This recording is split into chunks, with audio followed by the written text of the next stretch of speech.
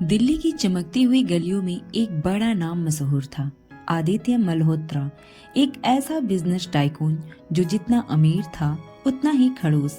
दूसरी ओर थी नालंदा, एक मासूम, सरल और खुशमिजाज लड़की जो अपनी छोटी सी दुनिया में खुश थी।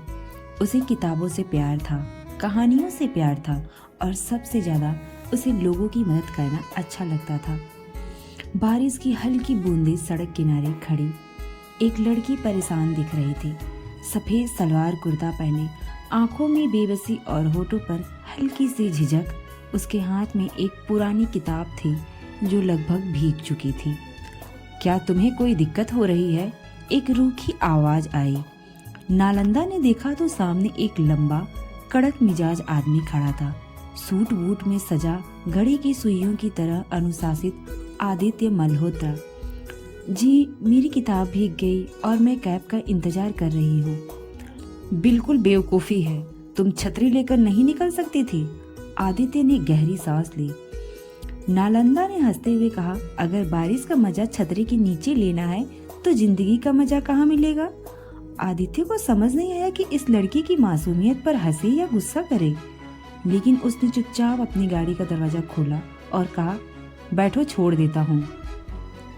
नालंदा, जो एक छोटी सी पब्लिक लाइब्रेरी में वॉलंटियर थी, किताबों में जीती थी।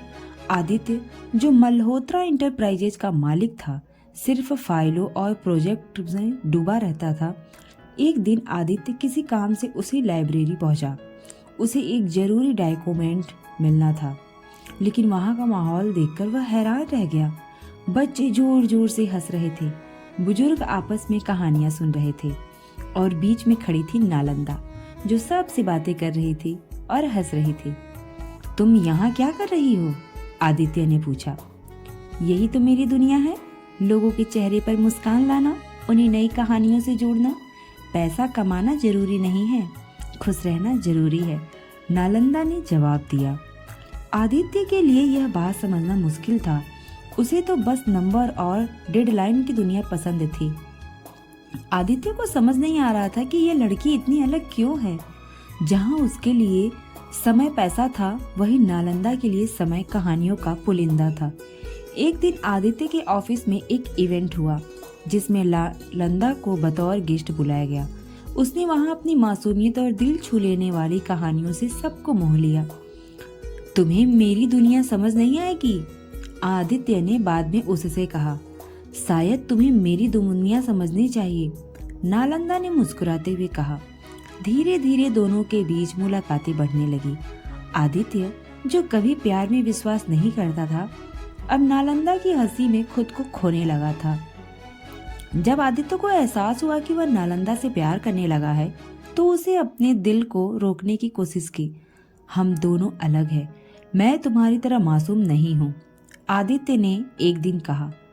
तो क्या प्यार एक जैसे लोगों के बीच ही होता है? नालंदा की आंखों में आंसू थे। आदित्य ने उसे छोड़ने का फैसला कर लिया। वह नहीं चाहता था कि उसकी सख्त दुनिया नालंदा की मासूमियत को तोड़ दे। 6 महीने बीत गए। नालंदा की हंसी अब कम हो गई थी और आदित्य की जिंदगी एकदम सूनी हो गई थी। एक दिन उसने सुना कि लाइब्रेरी बंद होने वाली है। वह तुरंत वहां पहुंचा और देखा कि नालंदा अकेले बैठी थी। उसकी आंखों में उदासी थी। मैंने सोचा था कि मैं तुम्हारी दुनिया का हिस्सा नहीं बन सकता, आदित्य ने कहा, और अब मैं चाहता हूँ कि मेरी दुनिया तुम बन जाओ। नालंदा मुस्कुराई। तो तुमने आखिरकार समझ लिया कि जिंदगी कहानियों से चलती है, नंबरों से नहीं। आदित्य ने हल्की हंसी के साथ उसका हाथ थाम लिया। हाँ, अब और मैं अपनी कहानी तुम्हारे साथ लिखना चाहता हूँ। खड़ूस सीईओ और मासूम नालंदा की यह कहानी एक खूबसूरत मोड़ पर आकर खत्म नहीं हुई, बल्कि एक नई शुरुआत बन गई। आदित्य ने अपने बिजनेस के साथ लाइब्रेरी को बचाने का फैसला किया और नालंदा की दुनिया का एक हिस्सा बन गया।